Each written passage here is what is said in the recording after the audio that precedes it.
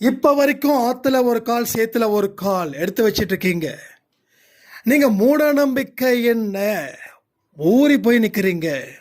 கண்டிப்பாக சொல்கிறேன், தலையெழுத்து மாறாது, எந்த மாற்றமும் உங்கள் வாழ்க்கையில் வராது. இதை எழுதி வச்சுக்கோங்க. அடுத்த 5 வருஷம் கழித்து ஒருத்தன் கத்தனானே, அவன் சொன்னது உண்மை, அவன் சொன்னதை நம்ம செஞ்சிருந்தா கண்டிப்பாக இந்த மாதிரி ஒரு மோசமான துன்பத்தை நான் அனுபவிச்சிருக்க மாட்டேன்னு சொல்லி அன்னைக்கு நீங்கள் ஃபீல் பண்ணுவீங்க. இப்பயும் நான் சொல்கிறேனே, தெய்வத்தோட துணை இல்லாமல் ஒரு விஷயத்தை கூட உங்களால் செய்ய முடியாது. நீங்கள் நினைக்கிறீங்க மந்திரத்தை சொல்கிறதாலேயோ இல்லை எந்திரத்தை வீட்டுக்கு முன்னாடி கட்டுறதாலேயோ பிரச்சனைகள் தீரும் அப்படின்னு. மந்திரம் சொல்கிறாரு குருக்கள், அவரோட வாழ்க்கை செல்வ செழிப்போடு இருக்குதா, பெரும் புகழோடு இருக்குதா? ஏழைகள் குருக்களாகவே எத்தனை குருக்கள் ஏழைகளாக இருக்காங்க தெரியுமா? அப்போ அதனால் ஒன்றும் நடக்கலை. வீட்டுக்கு முன்னாடி 10-15 எந்திரத்தை தாயத்தை கட்டியிருக்கோமே, அப்போ நம்ம வறுமை போகுதா? அப்பையும் போகலை. அப்போ என்ன விஷயம்? தெய்வத்தோட துணை உனக்கு இல்லை. அதை நீ முடிவு பண்ணலை இன்ன வரைக்கும். நீ முடிவு பண்ணாதான் உன் வாழ்க்கை சரியாக இருக்கும். இதையெல்லாம் யோசித்து பார்த்து முடிவு பண்ணுங்க. வெற்றி நிச்சயம் சாயின் சத்தியம் சொன்னால் பத்தாது. வெற்றியின் பக்கம் நீங்கள் என்ன செய்யணுமோ அதை முழு மனசோட செஞ்சால் மட்டும்தான் இங்கே வெற்றி பெற முடியும். இல்லை என்றால் உங்கள் தலையெழுத்து என்றும் எப்பொழுதும் கண்ணீரோட தான் முடியும். இதை மனசில் வச்சே செயல்படுங்க. கண்டிப்பாக சாய்பாட பார்வை உங்கள் மீது விழ வேண்டும் என்ற ஆர்வத்தில் தான் இந்த பதிவை நான் கொடுக்குற. முழு பதிவையும் கேட்டுட்டு பதில் சொல்லுங்க.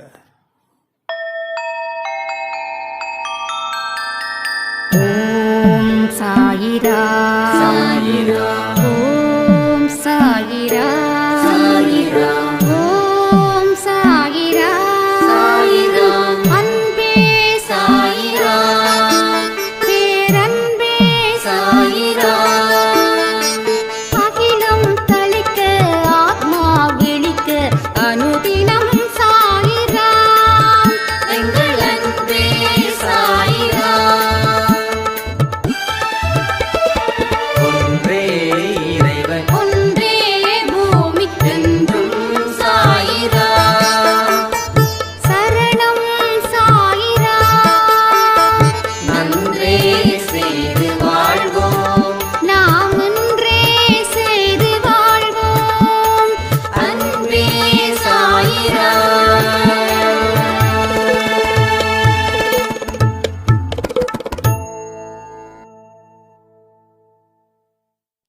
சாயிரா. என் உயிரின் உயிரானவர்களே, இது உங்க வாழ்க்கையில அற்புதத்தை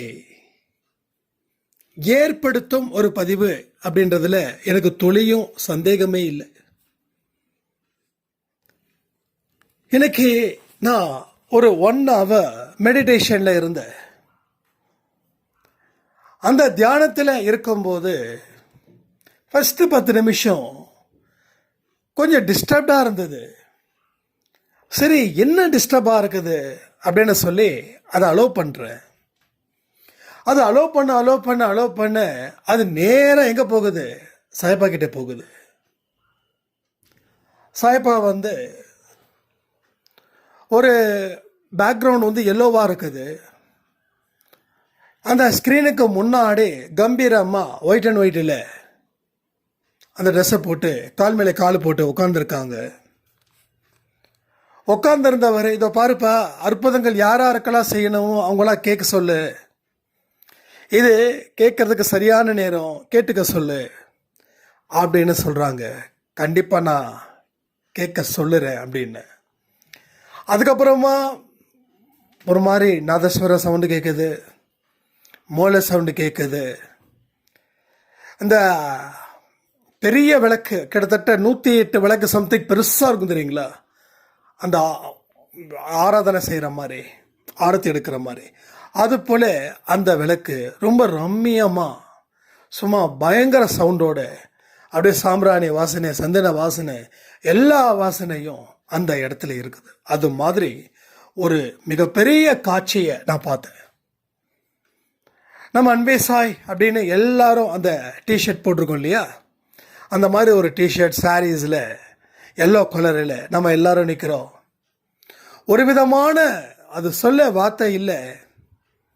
நிச்சயமாக இது உங்களுக்கு ஆழமாக கேட்டிங்கன்னா, கவனத்தோடு கேட்டிங்கன்னா அந்த காட்சியை டெஃபினட்டாக கனவுல உங்களுக்கு வரும், ட்ரீமில் வரும். நீங்கள் கண்டிப்பாக தரிசனம் பண்ணுங்க, ரொம்ப ரொம்ப ரொம்ப நல்லது.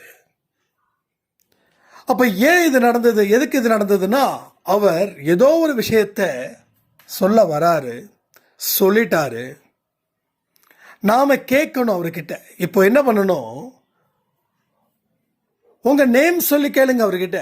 அன்பே சாயப்பா எனக்கு, அதாவது உங்கள் நேமை போட்டு அற்புதத்தை செய்யுங்க அப்படின்னு கேளுங்க. ஏன்னா உங்கள் நேம் இங்கே ரொம்ப ரொம்ப ரொம்ப முக்கியம். எனக்கு அப்படின்றது பொதுவான வேர்டு, உங்கள் பெயர் போட்டு சொல்கிறது உங்களுக்கான வேர்டு. அந்த வார்த்தை, பெயர், காலம் எல்லாமே உங்களுக்கானதுன்னும் போது அதை நம்ம எப்பயுமே மறக்கக்கூடாது இல்லை. அதனால தான் நான் சொல்கிறேன், உங்கள் நேம் கேட்டு எனக்கு அற்புதத்தை செய்யுங்க அப்படின்னு கமெண்ட் பண்ணுங்க. ஏன்னா சில இடத்துல தெய்வம் கேட்டாதான் கொடுக்கும். பசிச்சா குழந்தை அழுவுது, அம்மா வந்து சாப்பாடு கொடுக்குறாங்க. குழந்தை அழுவலைன்னா அம்மா சாப்பாடு, சரி பசிக்கில்லப்பில் இருக்கு அப்படின்னு சொல்லி அதுக்கப்புறமா அவங்களுக்கு அந்த நேரம் வரும்போது கொடுக்குறாங்க. அப்போ இப்போ எனக்கு தேவை பசி. ஏன்னா பசியோடு நாம் இருக்கோம். எனக்கு தேவை உணவு. இன்னைக்கு வாழ்க்கையில் நீங்கள் வெற்றி என்ற ஒட்டும் பசியோடு இருக்கீங்க. அப்போ இந்த பசியை அவர் போக்கணும் அப்படின்னா நீங்கள் அவர்கிட்ட கேட்கணும், எனக்கு அற்புதத்தை செய்யுங்க, எனக்கு அதிசயத்தை செய்யுங்க, நானும் வாழணும் இந்த உலகத்தில், எனக்கு பெரிய அளவில் ஒரு வாழ்க்கை எனக்கு கொடுங்க. கேட்கறதுல தப்பே இல்லை, திரும்பவும் சொல்கிறேன். ஆனால் கேட்ட உடனே அதை பெற்று கொண்டது போல ஒரு ஃபீல் இருக்கணும். அப்போ நான் பெற போவதற்காக நன்றி அப்படின்ற ஒரு வார்த்தையும் இங்கே மிக மிக முக்கியமாக்கப்படுகிறது. அந்த நன்றின்ற வார்த்தை மிக மிக முக்கியமாக இருக்குது.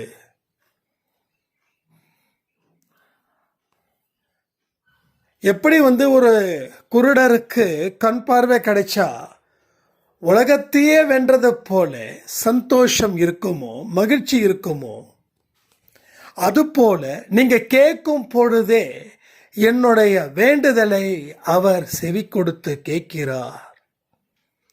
நான் கேட்டதை அவர் கொடுக்க போறாரு. அந்த சந்தோஷம் உங்களுக்கு இயல்பாக வந்துடுச்சு அப்படின்னா அந்த அற்புதத்தை பெற நீங்க தகுதியானவர்கள், எழுதி வச்சுக்கோங்க. இல்லைங்க இயல்பா சந்தோஷம் வரல அப்படின்னா உங்களுக்கு இன்னும் கொஞ்ச நாட்களில் அந்த அற்புதம் நடக்கும். முதலில் உங்கள் மனதில் இருக்கும் எதிர்மறை எண்ணங்களை ஒழிப்பதே அவருடைய நோக்கம், அவருடைய லட்சியம். முதல்ல அதை அவர் ஒழிச்சா மட்டும்தான் இங்க எல்லாமே வரும். அதை ஒழிப்பதற்கு நீங்க உங்க மனதை தயார் செய்யணும். குப்பைகள் இருக்கிற வீட்டில் குடியிருக்க முடியாது. அதே போல எதிர்மறை எண்ணங்கள் கொண்ட மனசுல கடவுளும் இருக்க முடியாது என்பதை நினைவில் வைத்துக் கொள்ளுங்கள். இதை எல்லாத்தையும் நம்ம சரி பண்ண முடியுன்ற ஒரு நம்பிக்கை உங்களுக்குள்ள இருந்துருச்சு அப்படின்னாவே போதும். அந்த நம்பிக்கையே உங்க வாழ்க்கையில நிறைய அற்புதத்தையும் அதிசயத்தையும் அது ஏற்படுத்தியே தீரும்.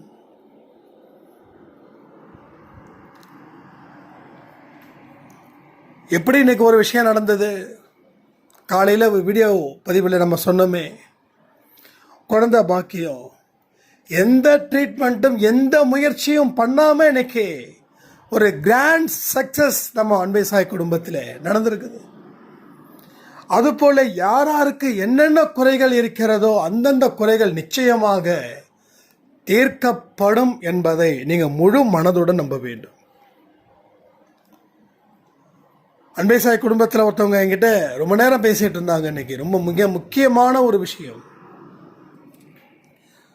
ஒவ்வொரு குடும்பத்திற்கு பாரம்பரியமாக ஒரு சில பிரச்சனைகள் இருந்துக்கிட்டே இருக்கும்.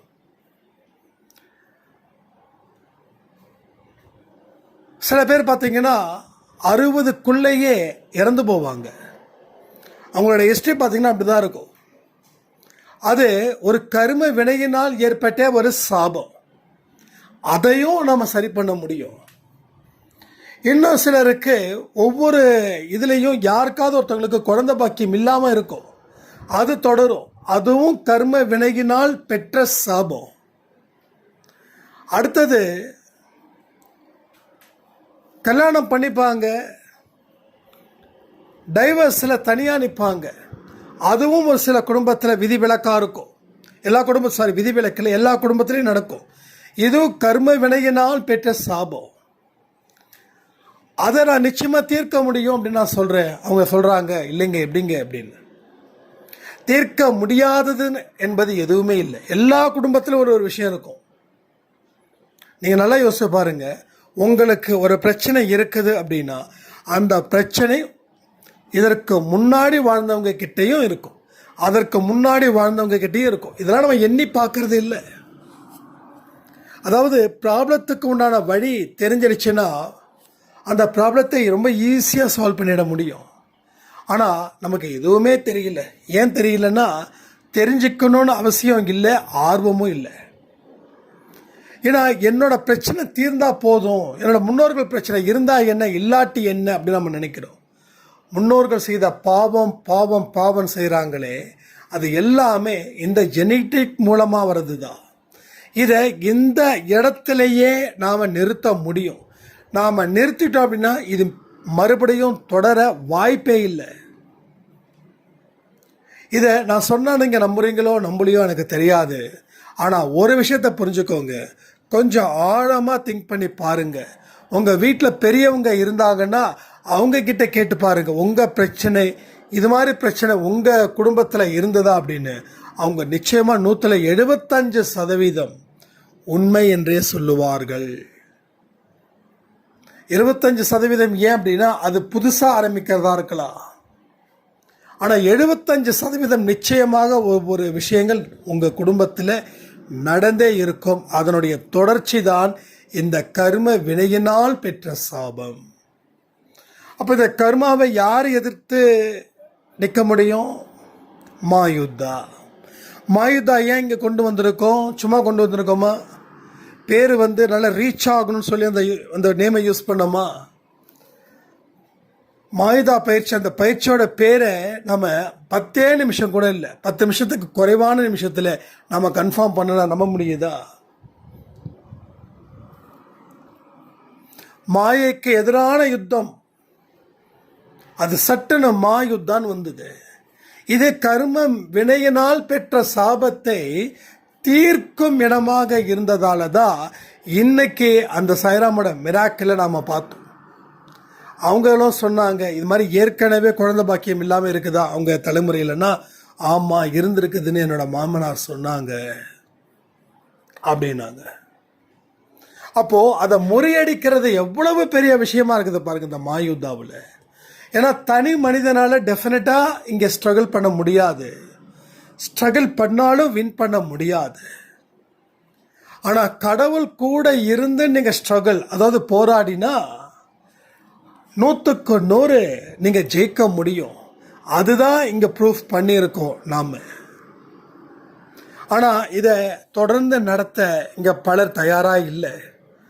ஏன்னா ஆரம்பத்தில் இவ்வளோ பிரச்சனை வருது, நாம் எப்படி இப்படி பண்ண முடியும், அந்த ஒரு தாட்டில் அவங்க இருக்கிறாங்கன்றது தான் உண்மை. ஸோ எல்லாவற்றையும் சரி செய்ய நான் சொல்லவே இல்லை. எதெல்லாம் உங்களால் இப்போ சரி செய்ய முடியுமோ அதுக்கு மட்டும் நீங்கள் பாடுபடுங்க. ஒட்டுமொத்தமாக நீங்கள் பாடுபட வேண்டாம். 1000 படிக்கட்டு இருக்குதுன்னா ஒரே நேரத்தில் அந்த 1000 படிக்கட்டை ஒரே ஜம்பில் போயிட முடியாது. முதல் படிக்கட்டை ஏறினாதான் அந்த 1000வது படிக்கட்டை தொட முடியும். அந்த படிக்கட்டையே பார்த்துக்கிட்டே இருந்தா நீங்கள் படியே ஏறலன்னு அர்த்தம். படியே ஏறலைன்னா அந்த 1000வது படியை நீங்கள் போக முடியாதுன்னு அர்த்தம். இவ்வளவு விஷயங்கள் இருக்குது. இப்பவும் சொல்கிறேன், வெற்றியை உங்கள் பாக்கெட்களில் வச்சுக்கிட்டு நீங்கள் எங்கெங்கேயோ தேடிட்டு இருக்கீங்களே, இது நியாயமா? இது அடுக்குமா? இது நடக்குமா? ஸோ பலவிதமான முயற்சிகள் நீங்கள் எடுத்தும் தோல்வி அடையிறீங்கன்னா தெய்வம் உங்கள் பக்கம் நிற்கலன்னு ஏன் நீங்கள் புரிஞ்சுக்கல? தெய்வம் உங்ககிட்ட நின்றுச்சு அப்படின்னா 4-5 தோல்விகள் மட்டும்தான் வரும், அடுத்தது வெற்றி மாலை வரும். ஆனால் நீங்கள் ஆரம்பத்தில் இருந்தே போராடிக்கிட்டு இருக்கீங்க, ஆனால் தோல்வி பக்கம்தான் நிற்கிறீங்கன்னா ஸோ தெய்வம் உங்களிடம் இல்லை. தெய்வம் இருந்திருந்துச்சுன்னா இந்த பிரச்சனை நிச்சயமாக வந்திருக்காது. உங்கள் நம்பிக்கை எப்படிப்பட்டதோ, உங்க முயற்சி எப்படிப்பட்டதோ அதற்குரிய வாழ்க்கையைத்தான் உங்களால் வாழ முடியும். நாம் நினைக்கிறோம் ஏதாவது ஒரு ஷார்ட்கட் மெத்தட்ஸ், இல்லை ஏதாவது ஒரு மந்திரம், ஆர்டிஸ்ட் ஒரு எந்திரம், மந்திரமும் எந்திரமும் இருந்துருச்சுன்னா வாழ்க்கை மாறிடும் அப்படின்னு சொல்லி பகல் கனவு இங்கே நிறைய பேருக்கு இருக்குது, எக்கச்சக்கமான பேருக்கு இருக்குது. மந்திரத்தாலையும் எந்திரத்தாலையும் நிச்சயமாக எதையும் சாதிக்க முடியவே முடியாது. உன்னுடைய முயற்சியினால், உனது உழைப்பினால், உன்னுடைய நம்பிக்கையினால், தெய்வத்தின் துணை இருந்தால் மட்டுமே இது சாத்தியப்படும். ரொம்ப சொன்னாங்க, ஏதாவது ஒரு பூஜைகள் இருந்தால் சொல்லுங்க, நான் செஞ்சுக்கிறேன். 10,000மோ 20,000மோ அனுப்புகிறேன் அப்படின்னாங்க. அதாவது நல்லவனா இருக்கிறவனா கூட இந்த காசு கொடுக்குறேன் அப்படின்னா மனசு மாறாமல் என்ன பண்ணுவான்? நாம் இங்கே ஸ்ட்ராங்காக இருக்கோம், நமக்கு பண தேவை அப்படின்ற ஒன்று இல்லை. ஒருவேளை பண தேவை இருக்கிறவங்கிட்ட இப்படிப்பட்ட விஷயங்கள் சொன்னால் என்ன நடக்கும்? அதான் நடக்கும். அப்போ உன்னுடைய முயற்சி, உன் உழைப்பு, தெய்வத்தோட துணை இது இல்லைன்னா எதுவுமே இல்லை. சில பேர் முயற்சி இருக்கும், உழைப்பு இருக்கும், அவன் கூட ஜெயிச்சிருவான், அவன் நிச்சயமா ஜெயிச்சிருவான். ஆனால் அந்த வெற்றி எத்தனை நாளைக்கு அப்படின்றது பெரிய கேள்வி. ஏன்னா தெய்வத்தோட துணை இல்லை. அப்போ தெய்வத்தோட துணை இருந்தால் மட்டுமே நீ மந்திரத்தை சொல்கிற, சரி அது தெய்வத்தோட துணை இருக்குதுன்னு யார் சொன்னா? உன் பிரச்சனை தீரணுன்றதுக்காக நீ மந்திரத்தை சொல்கிறியே தவிர தெய்வம் உனக்கு துணையாக நீ இருக்குதா? மந்திரத்தை சொன்ன உடனே தெய்வம் வந்து இந்தா உனக்கு என்னப்பா வேணும், நீ கோடீஸ்வரன் ஆகணுமா, இந்த கொடுத்துட்ற, நீ அம்பானி மாதிரி ஆகணுமா, டாட்டா ஆகணுமா, இல்லை வேறு யாராவது தொழிலதிபர்களமாக ஆகணுமா, ஓகே இந்தா எடுத்துக்கோ, ஏன்னா நீ மந்திரத்தை கரெக்டாக சொல்லிட்ட அப்படின்னு சொல்லிட முடியுமா? அப்படின்னா கோயில் குருக்கள், ஐயர் இவங்கெல்லாம் மந்திரத்தை சொல்லிட்டு தானே இருக்காங்க. இவங்கெல்லாம் வந்து ஃபாரின் காரில் ட்ராவல் பண்ணுறாங்களா, பெரிய பெரிய பங்களாவில் வச்சுருக்காங்களா? இல்லையே. எனக்கு தெரிஞ்ச குருக்கள், எனக்கு தெரிஞ்ச ஒரு ஐயர் கடவுள் தான்ப்பா காப்பாற்றணும் அப்படின்னு சொல்லி தானே ஃபீல் பண்ணுறாங்க. இப்போ மந்திரத்தை சொல்கிறவங்கெல்லாம் வாழ்க்கையில் ஜெயிக்க முடியும் அப்படின்னா, மந்திரத்தை சொல்கிறவங்கெல்லாம் செல்வ செழிப்போட வாழ முடியும் அப்படின்னா, எத்தனையோ கோயிலில் இருக்கக்கூடிய குருக்கள், ஐயரு, பூசாரி இவங்க எல்லாம் பெரிய டாப் லெவலில் ரொம்ப ரிச்சஸ்ட் பீப்புளாக வாழ்ந்துட்டு இருக்கணுமே. அப்போது அதை தாண்டி தான் நிறைய விஷயங்கள் இருக்குது. ஆனால் நம்ம அதை தாண்ட மாட்டேன்றோமே. அதை தாண்டினா தானே தெரியும். அதை தாண்டவே இல்லையே. தாண்டாமல் என்ன செய்ய முடியும்? எதுவுமே செய்ய முடியாது.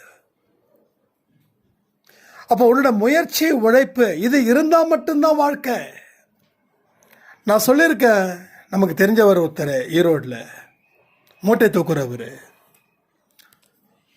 மறுபடியும் நான் சொல்லணும்னு நினைக்கிறேன். ஏன்னா நிறைய அன்பே சாயில் புதுசாக நம்ம உறுப்பினர்கள்லாம் வந்திருக்கீங்க, சொந்தங்கள் வந்திருக்கீங்க.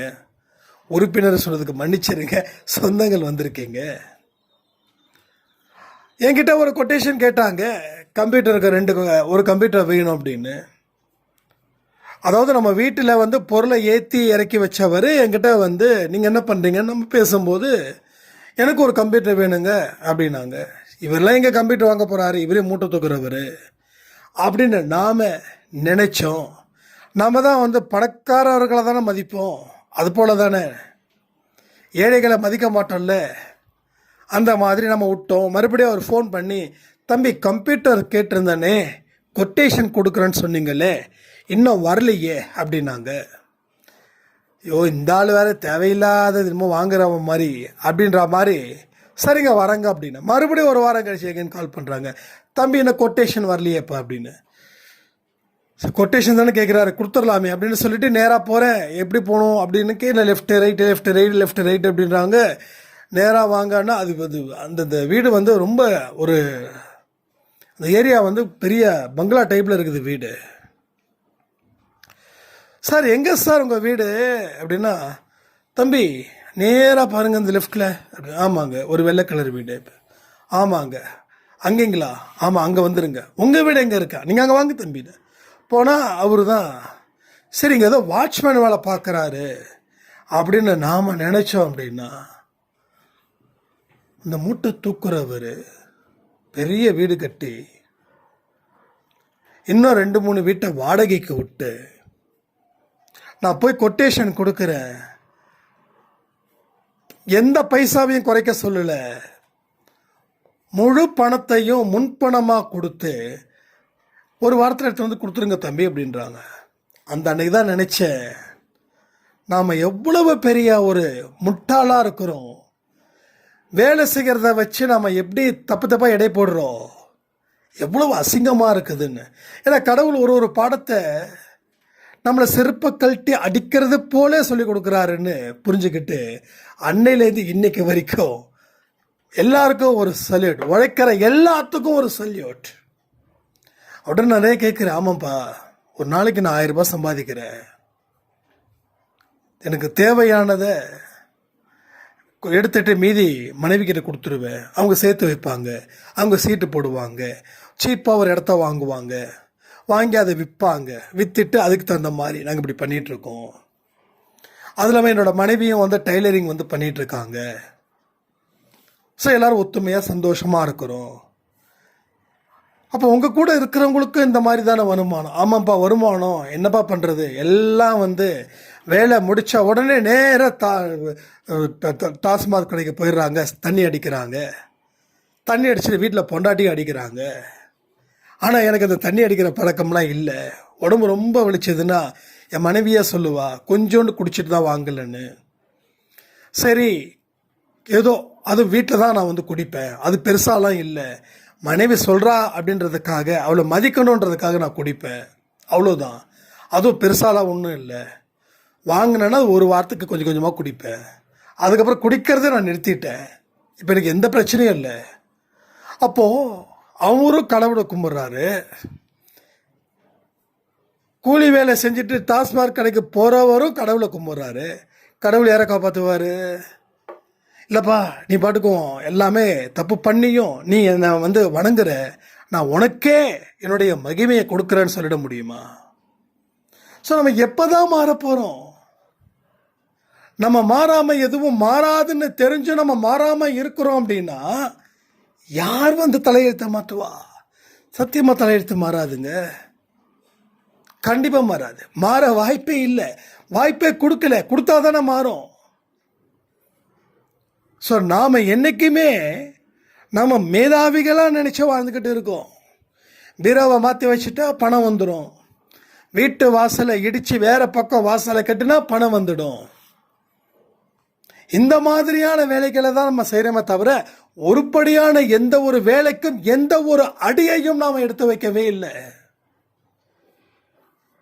நம்பிக்கை இல்லாதவன் தான் மூட நம்பிக்கையில் போய் நிற்பான், நம்பிக்கை இருக்கிறவன் மூட நம்பிக்கைக்கு குட் பை சொல்லிட்டு போய்கிட்டே இருப்பான். அது உங்களால் சொல்ல முடியல இப்போ வரைக்கும். உங்கள் நிலைமை எப்படி தெரியுமா? ஆற்றுல ஒரு கால், சேத்துல ஒரு கால், இப்படி தான் வச்சுருக்கீங்களே தவிர இதை விட்டா அங்கே பிடிக்கலாம், அங்கே விட்டா இங்கே பிடிக்கலாம், அட எங்கேயுமே பிடிக்க முடியாமல் போகுது. தெரியுதா உங்களுக்கு? ஸோ அதனால் ஒன்று சொல்கிறதை முழுசாக ஏற்றுக்கிட்டு அங்கேருந்து இந்த பக்கம் வந்துடுங்க, இல்லைன்னா இதெல்லாம் கேட்காம அந்த பக்கமே நின்றுடுங்க.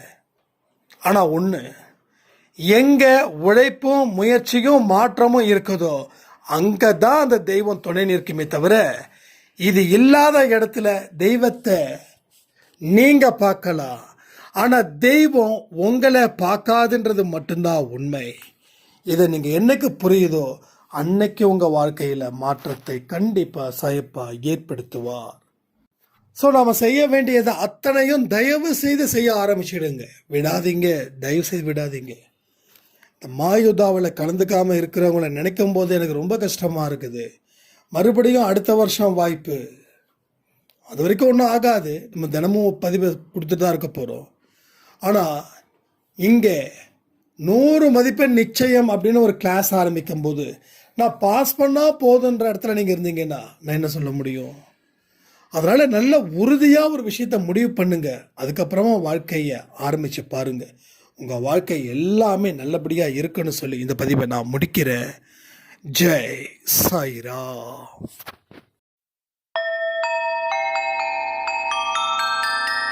ஓம் சாயிரா சாயிரா